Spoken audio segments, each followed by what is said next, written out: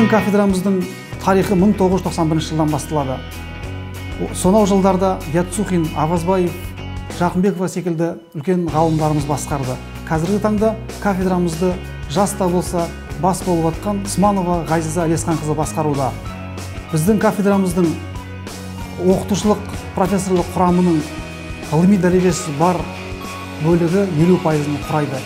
Біздің кафедрамызда қазірде 2 мамандық бойынша, 2 оқу бағдарламасы бойынша мамандар дайындап шығарамыз. Соның ішінде аударма ісі, шетел тілі және 2 шет тілі мамандықтары бойынша бакалавр және магистр дәрежелерін береміз.